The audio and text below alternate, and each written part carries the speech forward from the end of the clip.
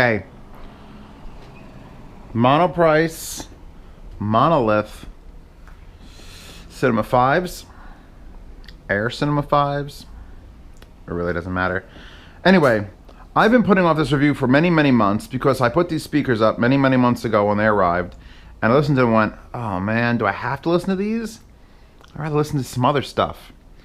And then I did for several months, and that's the honest truth. I just put it off forever. And on this shitty November day, I decided I want to get these out of the house. So let's just bang this review out. Bang it out, Z. Monoprice doesn't care that they're here. They haven't questioned me about them. They haven't asked for them back. And I'm just going to finish up with these, put them back in the box. I have the shipping labels, and they're gone. They're not disastrously bad speakers. I'm not about to sit here and just say, oh my God, my ears are bleeding. It's not like a headphone. When you get a headphone, I get a headphone when I hate it, when I start really getting angry. And it's just, I am just more disappointed in these speakers than angry at them. They're $180 a piece because they sell them individually. So that means a pair of them cost roughly the same as a pair of these like Definitive 55s, which I also bought for $179 a piece. They're roughly the same as the Airmotive B1s, which are around that price for a pair. You get a lot of speakers around this price for a pair. $300, a little more, maybe a little touch more than $300 for a pair of speakers. I personally have there's something, I know what they should do, and I should at least want to listen to them. And when I put these on, I just don't want to listen to them. Just don't want to. Let's look at them. Magnetic grills, thank you. Big, beautiful AMT. Looks great. 5-inch driver, nice. Actually, it's a very, very, very delicate surround in that. The box is absolutely ridiculous. Let's take a peek at it. Flared port in the back. It's probably the most difficult speaker to build as far as geometry goes that I've reviewed in a while. Because the only flat part is the bottom and the face. We've got a curved hat, basically, which is it's just, you can't stack these speakers on top of each other. This is literally a round bowl. And you got the nice teardrop shape that starts narrow, then gets wider, and then gets narrower again. And in like not B&H. I've lost my goddamn mind. B&W. You go to BMW speakers, not BMW, B&W speakers. This shape they talk about because the sound travels out and the sound travels back. And if you do this shape of it, it will cancel out the... In other words, there's just a box that'll bounce back and forth. When you do this, it sort of bounces, reduces, and it can't bounce back and forth. So it looks the part. It feels the part. These things weigh a fucking a ton. These things are heavy.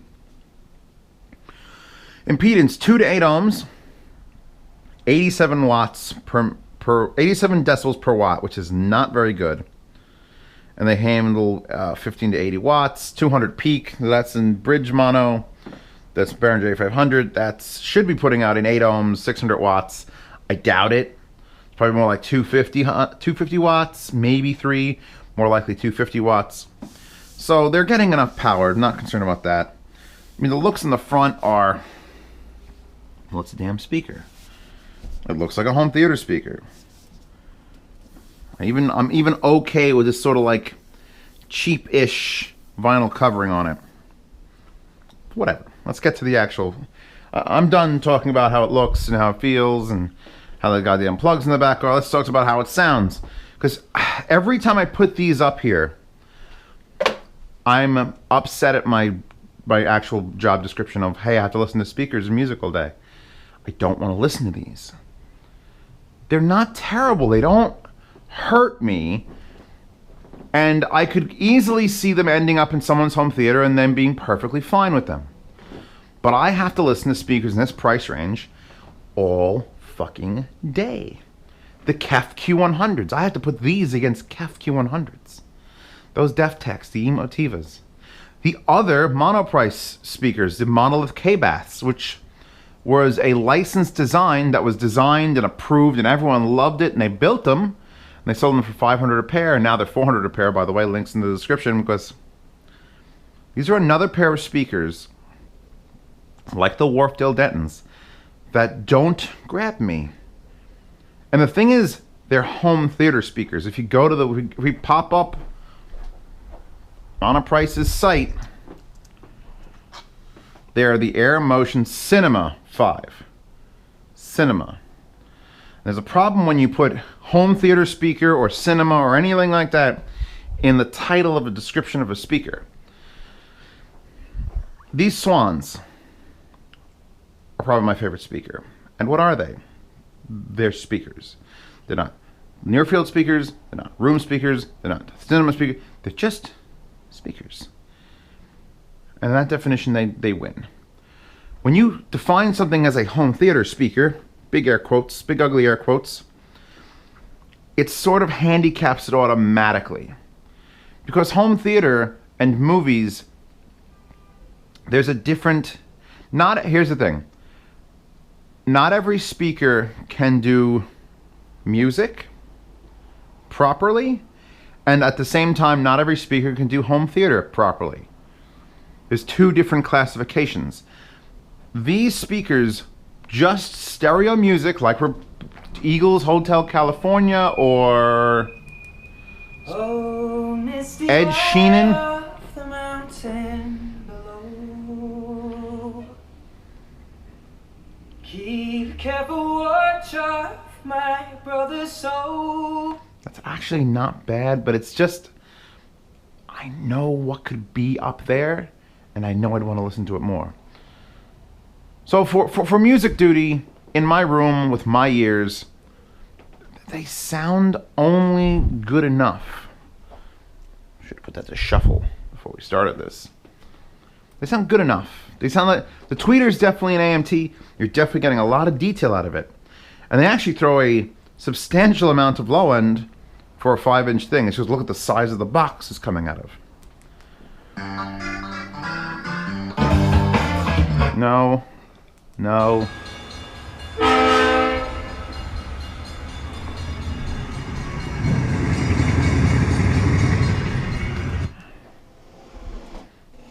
What did I set this to? Oh god, I went to the wrong goddamn playlist. Gotta reset this whole review. No, we don't. Z reviews. Doesn't reset anything. I'm wondering why the hell it's playing sound effects and not like real things.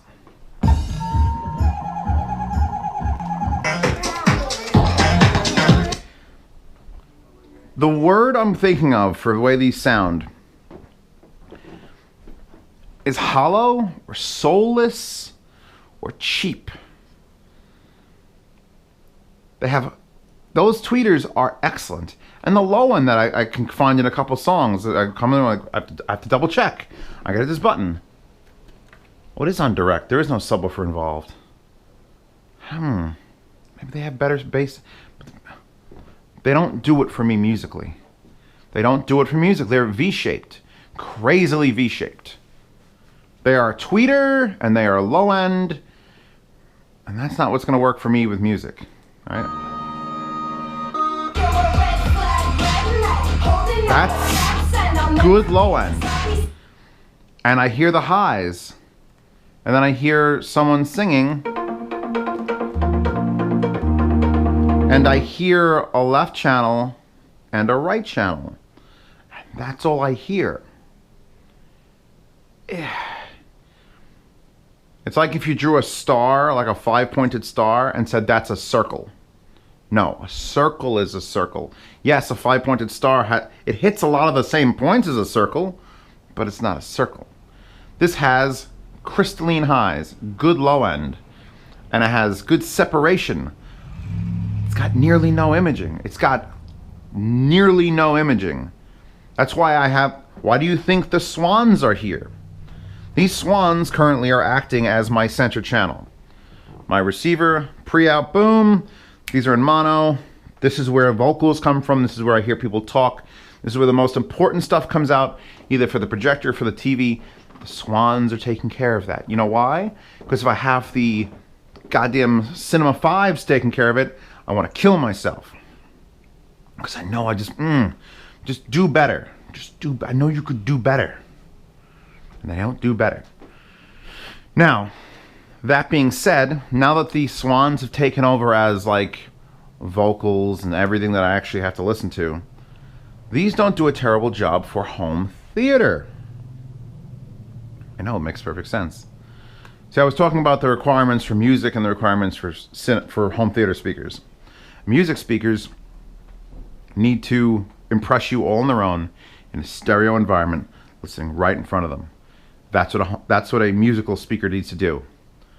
Enter the Swans and the kitty cat. Home theater speakers have to make explosions scare you. Enter the Swans. Enter the Cinema 5s. Because without having the terrible... Did you see that? Without having the... What's the word I'm looking for?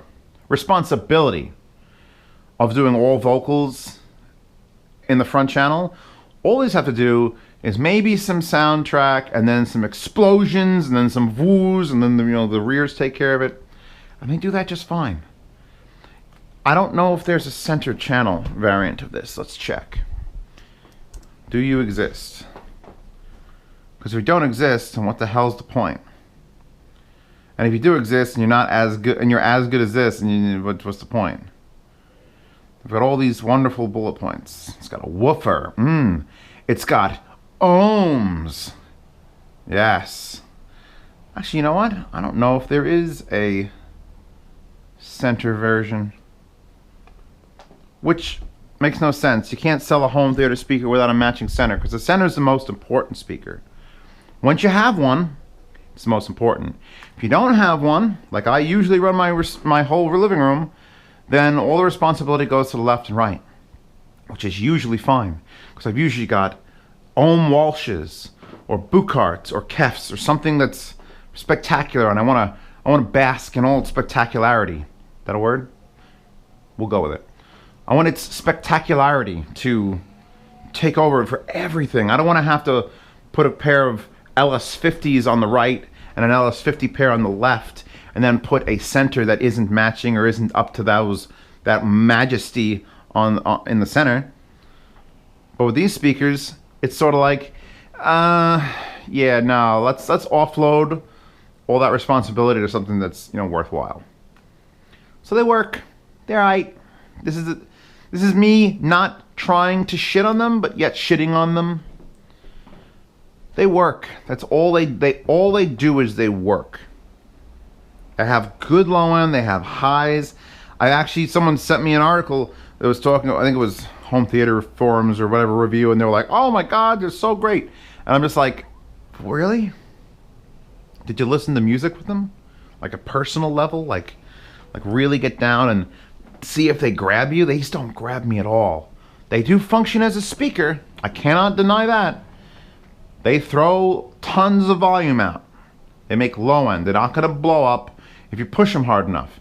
You can get a Purion 5Bs, which also do that and still sound amazing and still work on a desk. All those things that those speakers will do. And these won't. These just won't do it. This might be a really, really short review. I may redo it 3 or 4 times, see if I can complain in the right amount, so it doesn't sound like I'm shitting on it, but basically advise you not to invest in these. You could usually tell when I'm doing that when in the description of the video, I'll link to these. I'll link to these, and then I'll link to like 7 other things that maybe you want to consider other than these. It's just how it goes. It's how it goes. People complain, you don't like everything, Zeos. Zeos just loves everything. And I try to find the good in everything. And usually I can. Usually I can find like, well, that amp has some problems, but it's got this quirk that I really like, and I'll focus on that. And I can't find anything about these speakers other than the fact that they play loud, go low, and have sharp highs. It's like 3 bullet points, and that's all they do. They don't do good like separation. I don't get good focus on it, and I don't enjoy music on them. And I want to get them off my stands, and I'm getting this review done today in the shitty weather with my house full of boxes. I'm like, all right, no, I'm done. Let's just get these back in the box and get them the hell out of here. I don't ever want to hear these again. So, if you own a pair, tell me what you think about it in the description, in the comments. I want to know. I want to know if maybe I'm just crazy. Maybe Zeos, you're crazy. I have these and they're fantastic.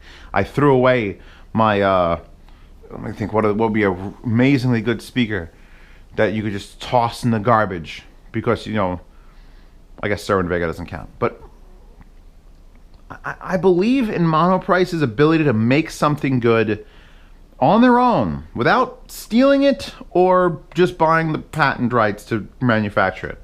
I prefer if they do the latter because I hate to defend companies that steal shit. I mean, wait till the M300 review is out and it's going to be like, ooh, you...